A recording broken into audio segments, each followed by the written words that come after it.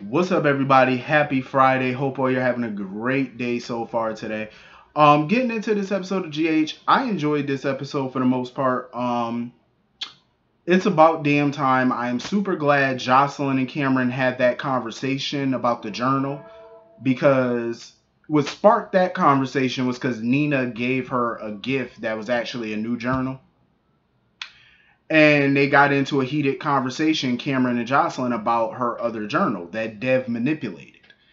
And he was confronting her about the things that he thought she said in those journals, in that journal. And Jocelyn was like, I don't even know what the hell you're talking about. She said, I didn't say none of that. Um, so she actually kissed Cameron. Here's my thing. I'm glad they had that conversation about the journal, but I don't really think I want to see Cameron and Jocelyn together because Jocelyn reminds me too much of Carly. She's like a mini Carly, and that's not necessarily a good thing. I take it as run Cameron run. I think he should definitely run because nope. I could not see them together, not with the way she acts. She acts like a whole child, even though she is a child, technically. Even though she's 18 or close to 18, you still a child to me, but she just acts childish, stomping away all the time, and it's like, grow up, please. Like at your age, not your shoe size. I try to give them a break because they're young, you know what I mean? But at some point, communication is key. And I think that was the biggest takeaway from this episode today, communication. Because a lot of people did not communicate effectively. And I think when you don't communicate effectively, that's where the miscommunication comes in because you didn't communicate. Um, Curtis and Portia, prime example of not communicating, miscommunication. Curtis pretty much figured it out rather quickly that the reason Portia's been avoiding him and not wanting to talk about their kids and not wanting to talk about what's next for them is because he feels like somebody manipulated her. Like somebody's trying to push her out of the picture. You know what I mean? He pretty much deduced that. Because, I mean, mind you, Curtis is a former PI, whatever. He still got his cop senses. He's a smart person. He knows how to put two and two together. Um, and it's not going to take him long to figure out Aunt Stella was the one who, put those thoughts in Portia's head, like, oh, you need to back off, let him try to fix his marriage, yada, yada, yada. So at some point, Curtis going to figure out who was behind that, if he hasn't already. He going to figure it out. My thing is, I wasn't really too mad about what Aunt Stella said, even though she overstepped her bounds. I wasn't too angry about what she said to Portia because at the end of the day, the ink is not even dry in your divorce papers. Your divorce is not even officially final yet. You know what I'm saying? And you're trying to start something new with somebody else. That's a lot of times that's a recipe for disaster because it does make Portia look like a rebound. And you don't want a rebound relationship. They don't last. You know what I mean? Get you a relationship that actually took you a little bit of time to build. You know what I'm saying? Let that man be single for a second. Y'all slowly get to know each other.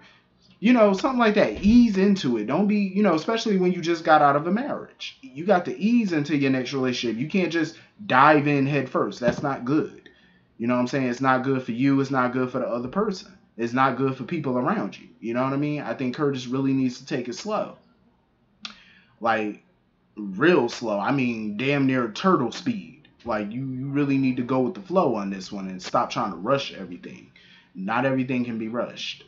Um, But I have a feeling at some point, I mean, I don't know what's going to happen with these couples, but I have a feeling at some point I could probably see Jordan, inching closer to Taggart and stuff like that. I could see it, if things go the way that they're going and if Curtis really does decide that, hey, I don't want my marriage back, I really want to move on, I could see her moving on. I could see Jordan moving on with Taggart.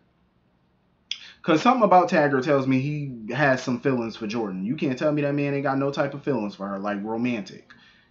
It's something in him. I don't know. It's something nags at me when I see the two of them together that tells me there's some type of feeling there. And I think they probably suppressed them at all this time, but I think it could be something there for the two of them, honestly. To be totally honest. I could see them, bumping and grinding at some point. I was really hoping that Curtis would have tried to, save his marriage, but obviously that's not gonna happen. I'm just not a big fan of people, giving up on their marriage so quickly over nonsense. That's just crazy to me.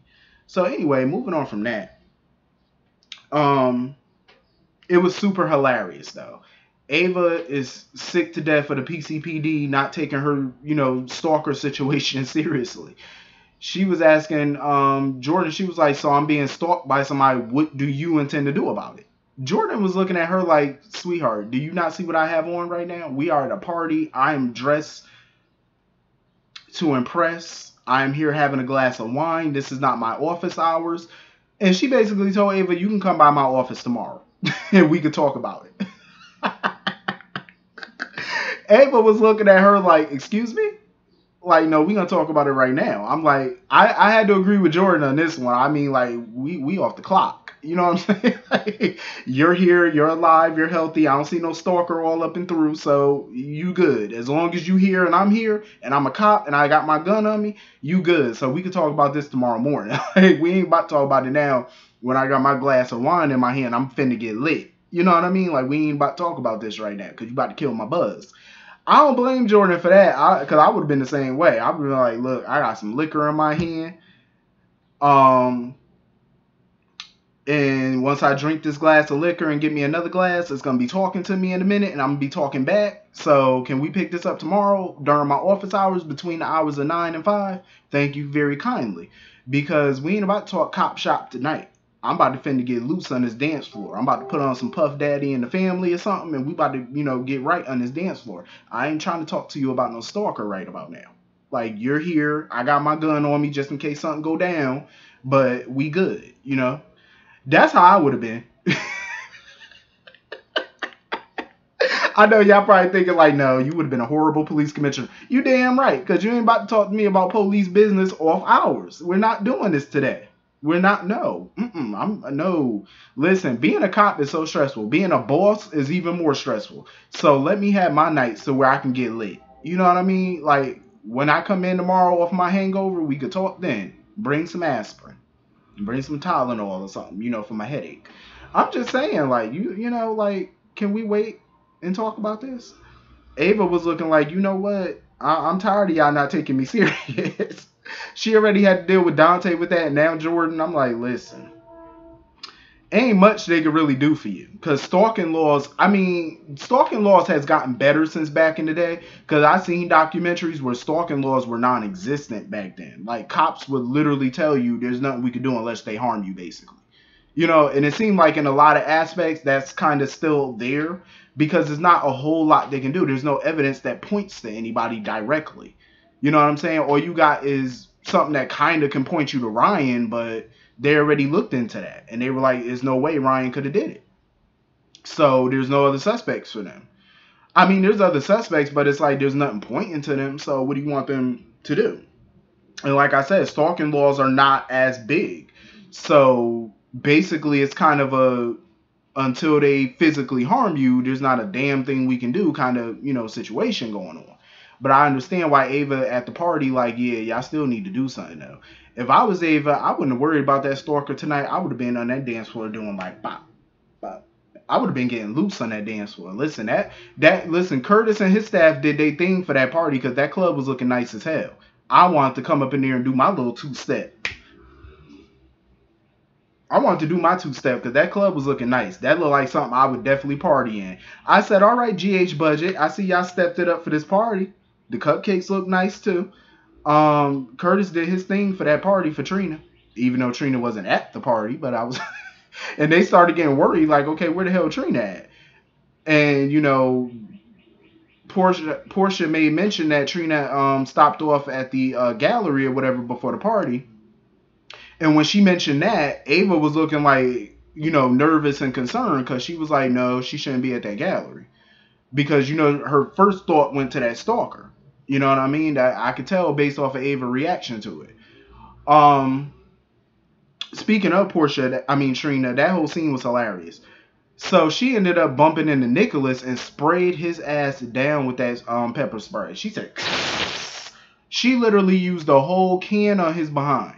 I was like, damn, Nicholas was like, he said, what the hell you do that for? I mean, it's dark, number one. It's dark. You just come running up in there and all that, bumping into folk. It's like, I would have sprayed you too. I'm just saying, And I was proud of Trina. I said, go ahead, Trina. Trina know how to protect herself. I like that. So she ended up calling Laura or whatever off of Nicholas's phone because Laura and Kevin was getting worried too because they haven't heard from Nicholas. And all of their calls were going unanswered. So they finally got over to the gallery or whatever. And even Kevin and Laura was laughing about the situation. They were dying at it. You know what I mean? They were. I would have laughed too. I'm sorry. Even though it was supposed to be like kind of a serious thing, it was funny as hell to me. And I agree with Laura. He better be damn lucky that it was Trina he bumped into in her pepper spray and not some crazy person that could have killed him. I do agree with Laura on that. So this some ninja looking fool, some young boy running around the gallery with all black on, little mask on. And it looked like you could see it in the eyes. He a young kid. He a young boy. So Trina forgot her phone in the gallery. She went back to go get her phone. She looked at the phone and she noticed that something was on the ground or whatever. So she ended up bumping into the kid or whatever and threw the little remote thingy at him and it fell. I was really hoping that, because y'all already know, I typically don't like reading spoilers. I don't like reading spoilers too much. Not spoilers that tell you what's going to happen in detail. If I do read a spoiler, I read a vague spoiler. Spoilers that say Carly and Jason have a sit down. Something like that, because it doesn't really tell you what they're having to sit down about. I like that. But when I heard that Spencer possibly was coming back, and I see this young boy, I say, gotta be Spencer. I'm mad because it looked like it's a recast, and it's not Nicholas Belcho, the original, young Spencer. But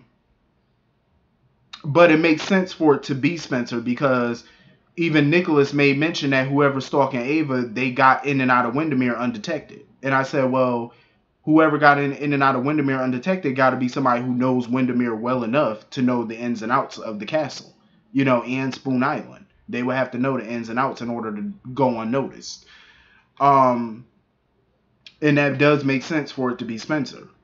So everybody was getting nervous or whatever, trying to figure out where the hell Trina was. And that's when Trina popped up in there with blood, like this red stuff all over her. She looked like, y'all remember that movie Carrie? When they dumped that bucket on her and all that blood and all that was on her? I was like, damn.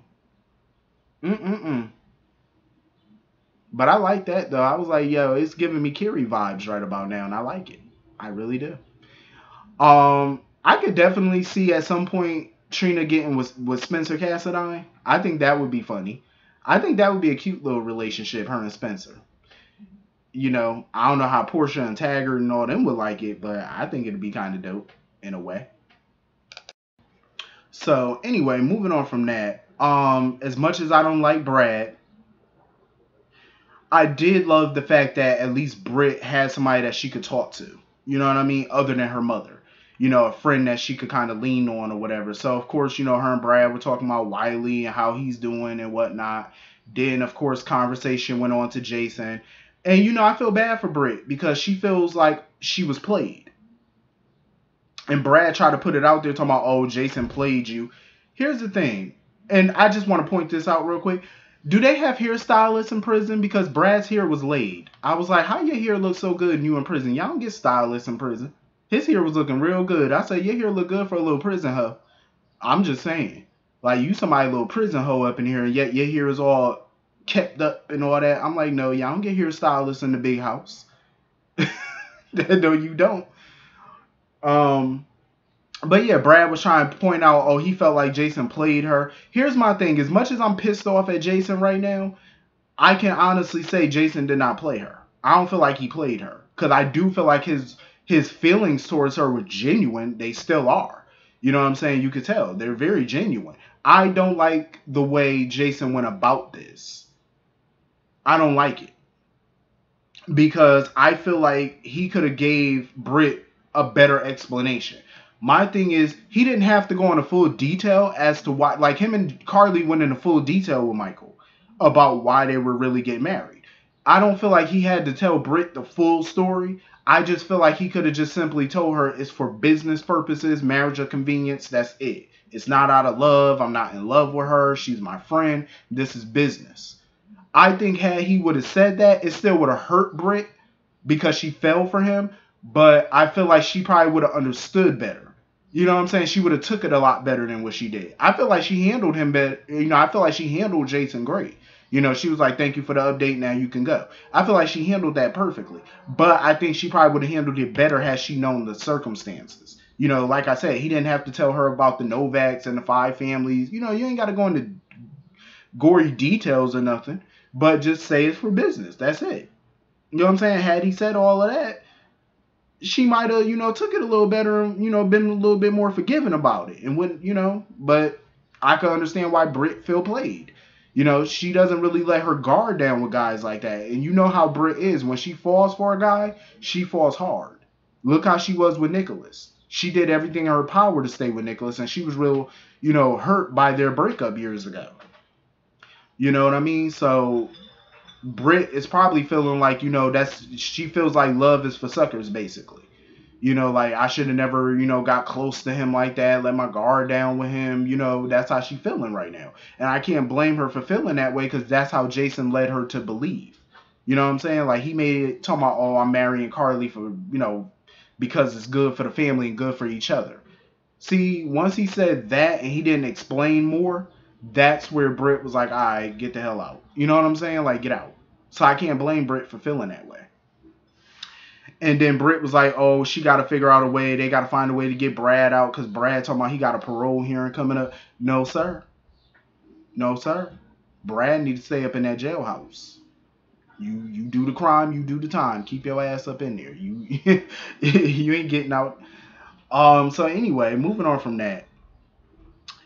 I was so pissed when I saw Britt walk into the bar and she sat next to Jax. I said, no.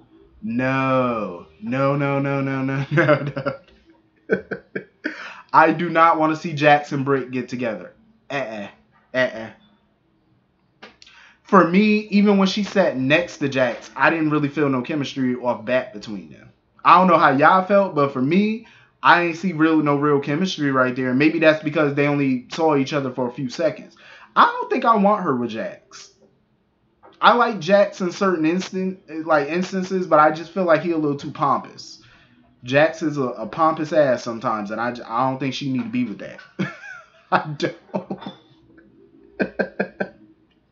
Like, Jax, I can take him in small doses, but sometimes that holier than thou attitude he be having, it be irking my nerves. And with the type of mother that Britt got in her background and all that, he just seemed like he a little too judgy for me. I'm like, yeah, no. But, I mean, let's be real. Jax, he sat there and told Nina about Carly and Jason getting married. I said, no, nope. Once he told her that, you seen her facial expression? Now she gonna think, oh, I made the right call by keeping Mike away from Port Charles now that, Jason and Carly get married. She probably gonna sink her, teeth into him even more now. I'm like, oh my God. Lord have mercy. Jax, by you telling her that, you just gave her the opening she needed. Well, hell, she was never gonna bring him back to Port Charles anyway. She made that abundantly clear. So the saga continues, I guess. So anyway, moving on from that. So Jason and Carly pretty much tell Michael the full blow-by-blow details of why they're really getting married. And, Michael was cool with it or whatever. He was like, it's business. He was like, I'm sure, Sonny would be okay with it. But now they got to tell other people, namely Monica. I think Monica's reaction is going to be like, she's not going to be feeling it, but I think Monica will understand because she already knows she can't tell Jason what to do. So she can't stop him from going through with this. So I think Monica is going to be a little upset, but I think she'll get over it. But the kicker is Jason's going to have to tell Sam. I don't know how Sam's going to take it, but I think I would love to be a fly on the wall for that conversation. I think it'll be quite interesting.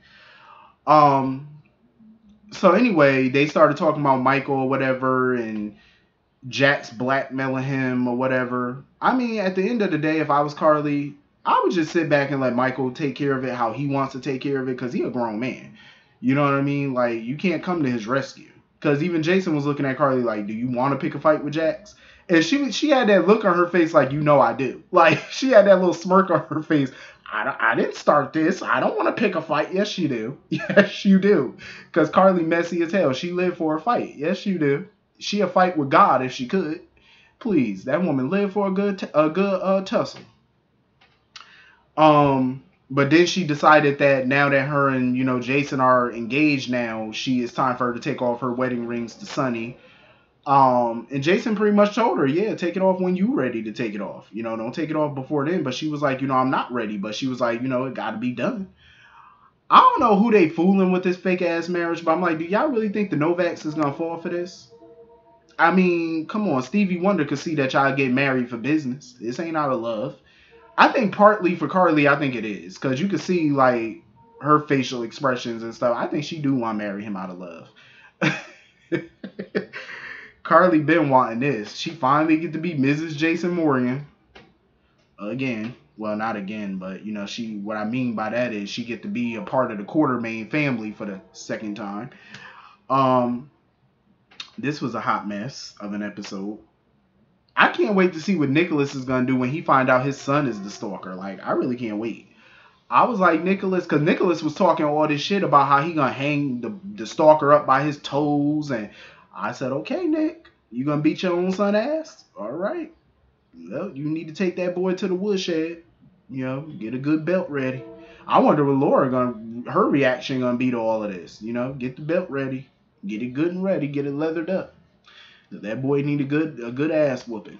I think a good ass whooping will set him straight. Maybe. But anyway, that was pretty much the whole episode. Hit the comment section. Let me know what y'all thought about this episode. I will see you all later. Have a wonderful day. Have a wonderful weekend. Have a wonderful 4th of July. And I'll see you all again later. Peace.